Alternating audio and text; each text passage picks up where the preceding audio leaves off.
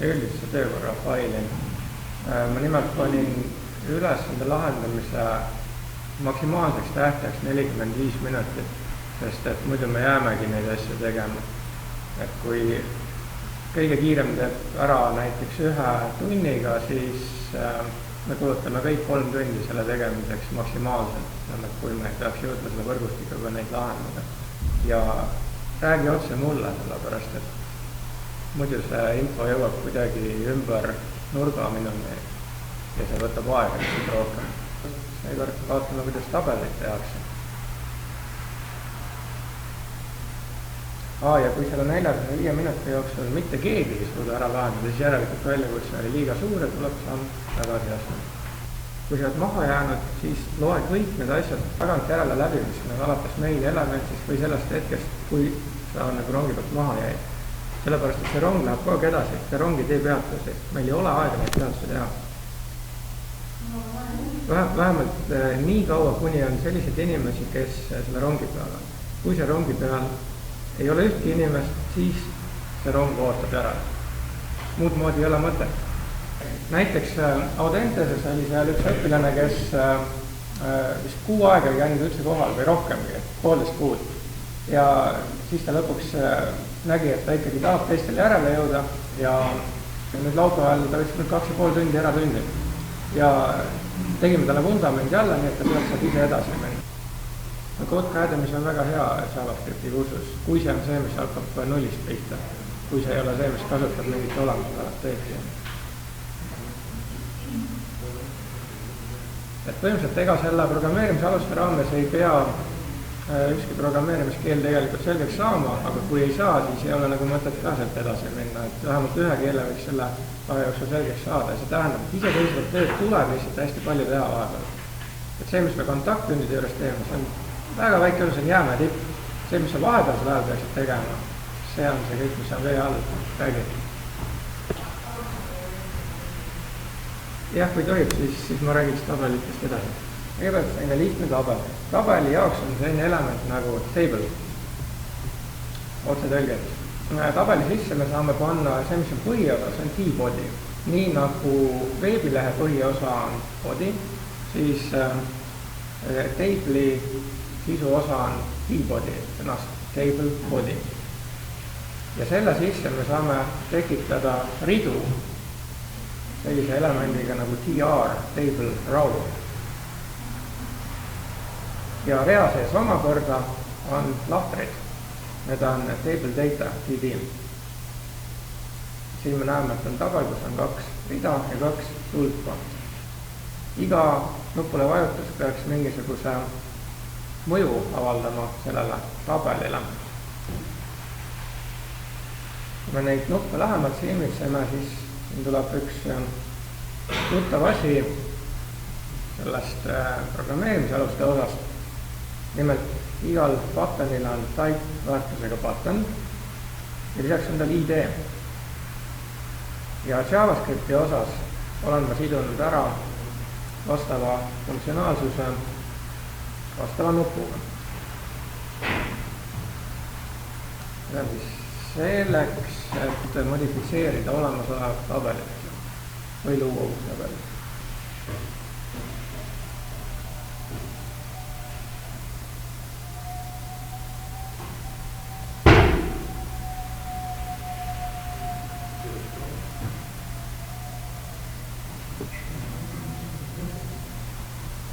Kõikide table tüüpi elementidega ja kantsoludest 0 tähendab, võtab sealt kõige esimese.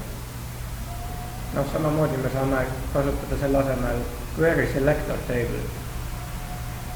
Ja kui me oleme selle esimese kätte saanud, siis selle peal rakendame sisse ehitatud meetodit create caption. Ja kui see caption on ka veel loodud, siis omakorda selle omadus inner HTML paneb captioni elemendi sisse sisu, mis on teise pool võrdusmärki pealkiri. See loon pealkiri ja tekkis siia pealkiri. Kui vaadata sisu osa, siis siia tekitati uus element caption ja selle sisse pandi sisu, milleks on pealkiri. Ja ta ei pannud seda captionit mitte T-body ette praegu, vaid siia järele. Seda sellepärast, et kui me kasutame get-element või ID või get-element või tag name, mingisugune tag siis ja võtame sealt välja, kui me pöördume elemendi poole, loome sinna sisse midagi, siis pannakse see kõige viimaseks elemendiks. Järgmine on pealkirja kustutamine. Ja pealkirja ei ole enam. Kogu see element visati siit ära. Ja siis delete caption.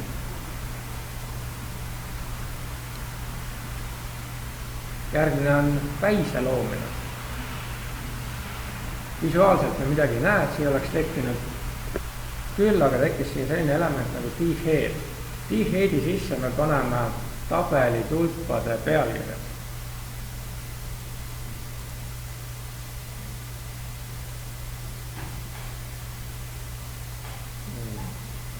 See pilt header siin kuskil on ka. Jah, create d-head, selline funktsioon. Järgmine on selle samuse päise kustutamine, ja peale see d-head lendab nüüd minema siit, enam ei ole seda. Delete header, delete d-head. Vastupidi. Create on loomiseks ja delete on eemaldamiseks. Jaluse loomine. Täpselt samamoodi nagu me päist lõime, nüüd loome jaluse default. Ja jällegi see default pannakse kõige viimaseks elemendiks.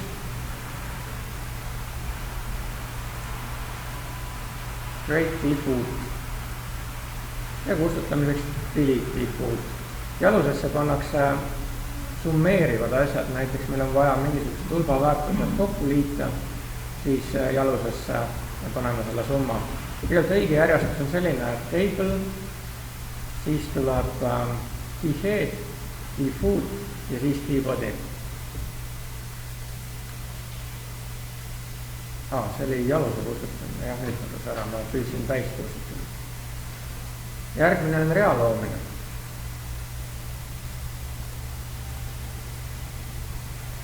Build row. Selle jaoks on funktsioon insert row, et nüüd ei ole mitte create, vaid insert. Ilmselt sellepärast, et create loob sellist asja, mida luuakse ühekordselt, meil ei saa olla rohkem kui üks päis, meil ei saa olla rohkem kui üks jalus, aga ridu võib olla rohkem kui üks ja me paneme insert praegu. Luuakse uus rida, see on tühi rida, siin sees ei ole praegu mitte midagi. Ja kustutame selle rea. Vastavalt siis delete row, see jäi samaks. Delete row siia sisse tuleb panna, kas see nüüd on see, midagi seda peab proovima, mis siia delete row sisse tuleb täpselt kirjutada. Delete row. Ilmselt siis kas mitu rida või mitmes rida.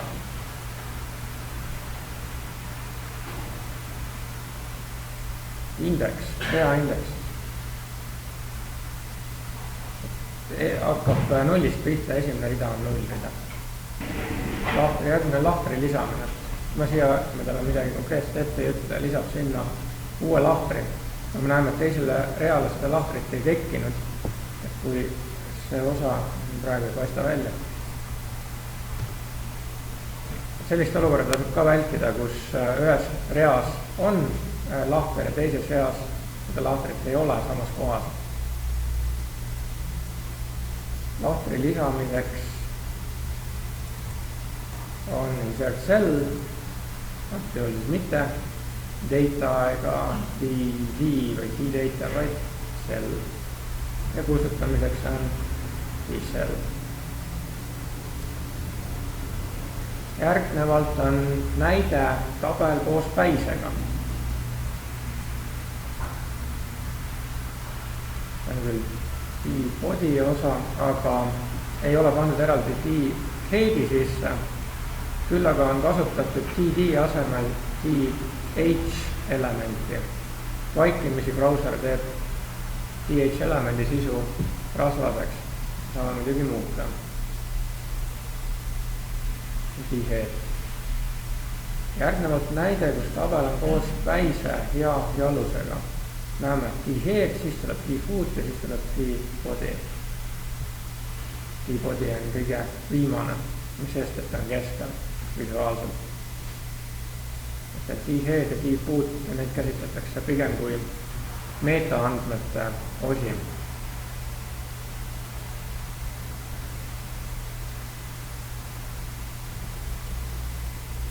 Järgnevalt näide, kuidas me saame tulpade kaupa kujundada tabelit. Selleks tuleb kasutada table elemendi sees elementi call group. Ja call groupi tuleb panna iga tulba kohta 3. Kuigi siin on 3 tulpa, näeme, et neid 3 elementi on ainult 2. See viimane element on 2 eest, sest siin öeldakse span väärtusega 2. Ulatu üle 2 tulba. See esimene käib esimese kohta, teine käib üle 2 kohta. Esimesel on pandud külge eraldi klassi nimi ja vastavalt on see taust ka värvitud. Siis on pealkirjaga tabel, kus on caption, ta juba alguses vaatlesime. Ja siin on üks komplekssem näide, kus on nii caption, t-head, t-foot või ka t-body. Ja t-body sees me näeme, et siin keskmine kast ulatub üle 2 rea. See on tehtud niimoodi, et vastavale kastile, mis on ülemisel real, on öeldud row span võrdub 2. See tähendab siis ulatub üle 2 rea. Kui siin oleks row span võrdub 3, siis ta peaks ulatuma üle 3 rea, aga siis sel juhul me viimasesse rikta ei tohiks seda keskmist lahtrit tekitada. Samamoodi saame ka call span'i kasutada, mis on tehtud siin t-foot osas. Esimesele lahtrile on öeldud call span võrdub 2, ulatub üle 2 tulba. Järgnevalt on üks näide, kuidas sudoku tabelit teha.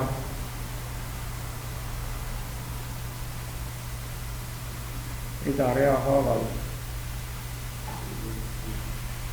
See on isegi 3 t-bodyt pandud kokku. Teine t-body ja 3. t-body.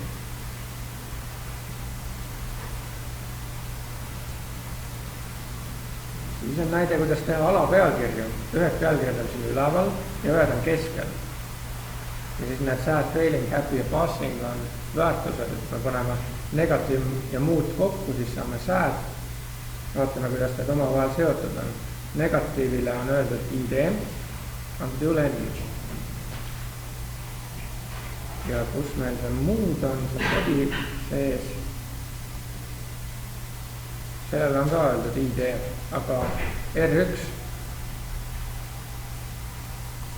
Ja sellesse lahtrisse, mis seob neid kahte lahtrit, on võetud kasutusele atribuut headers, mille väärtuseks on need mõlemad ID-d N ja R1 ühikuga eraldatud.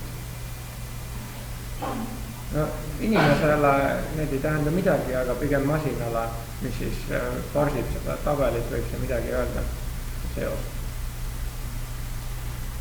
Järgmine tabel on segu tekstist, mida me muuta ei saa, ja vormist. Kõigepealt päiserida, t-headsin, t-body on ka, see on 2 rida seal.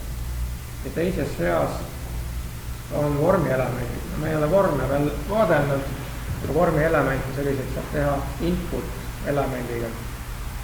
See vorm ise on väljaspool seda tabelit, kuna me ei saaks muidu seda vormi siia paigutada, sest siin on üks lahter, siin on teine lahter, siin on 3. lahter.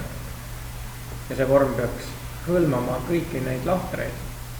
Ja saaks seda ainult niimoodi teha, kui ta on vastava tr elemendi sees vahetult, aga tr elemendi sees vahetult ei saa olla mitte midagi muud kui td element. Seega me peame seda vormi väljapoole tekitama ja kuidas me selle vormi vastavate väljadega ära seome. Igal väljal on selline atribuut nagu form, mille väärtus on selle vormi ID antud juhul F.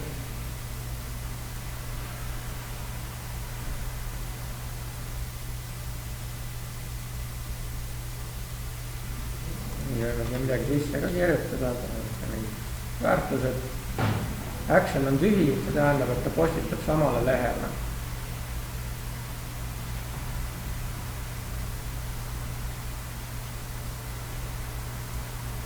Jah, ei tee mitte midagi praegu, sellepärast, et see type on buffer. Kui see type oleks submit, siis ta postitab ja me näeme, et siin lõpus küsimärgi järel on nüüd Q võrdub DSF GST, see on see esimene lahter ja ampersandiga eraldatud what VDS on see teine lahter, selleks ma sinna kirjutasin. Seda kolmandat ei võta, sest seal oli öeldud väärtuseks 0.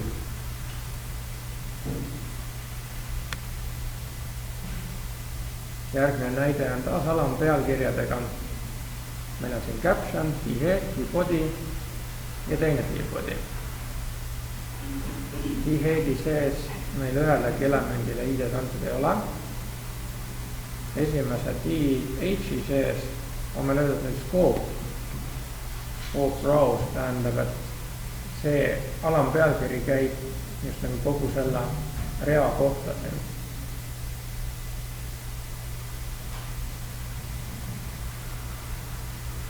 Scope row group, järgmine scope row ja siin on ka öeldud row. See cat siis on nagu grupeerimaks kogu seda punti siin nii legs kui days ja see English speakers on grupeerimaks seda osa nii legs kui days. Ja siin on meil sõnavabuse poole kohta. Nii, siin on üks koomiks esitatud. See käib nüüd selle kohta, et kunagi tehti veebilehe kujundusi üksnes kasutades table elementi ja vastavaid lahtreid. Sest lahtritega oli juba hea paigutada midagi kuskile vasakule üles, keskele, paremale rida realt. Praegu on ka olemas CSS-is, CSS3 selline võimalus, seda nimetatakse grid'iks. Et kui me kasutasime display poolaniga flex, siin on olemas ka selline asi nagu display poolaniga grid. Aga jama selle grid'iga on see, et näiteks Safari ei toeta seda. Ja Safari on roninud maailmas teisele kohale brauserite kasutatavused ilmselt iPhone'i suure leviku tõttu ja iPadi suure leviku tõttu. Ja seetõttu seda display grid ei ole mõtet väga kasutada. Pigem vist display flex. Aga on üks jäänuk, kus veel tuleb kasutada table kujundust. Need on nimelt HTML-is tehtud e-kirjad. Ja seda sellepärast, et meili kliendid, meilirakendused ei pruugi tunda CSS3. Nad ei saa sellest Flexist näiteks võib-olla üldse aru midagi. Ja siis meie kujundus võib olla hoopis paigast ära sellel inimesel, kes selle kirja saab. Kui näiteks uudiskirja saadame välja, me tahame selle HTML-is teha, siis vastav kujundus tuleb teha kasutades table'it.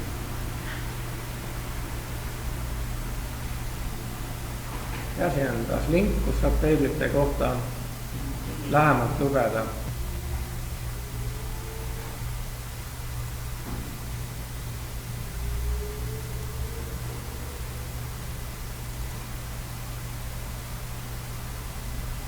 Viimane harjutus me tegime oli 18, nüüd on slaidil 19 tabelite kohta. Tekitad vähemalt 8-realise tabeli ja märgid sinna ära niimoodi, et sul on ühes tulbas sõnad ja teises tulbas mitu korda see sõna luuletuses esineb. Ja paned selle tabelile pealkirjaga caption.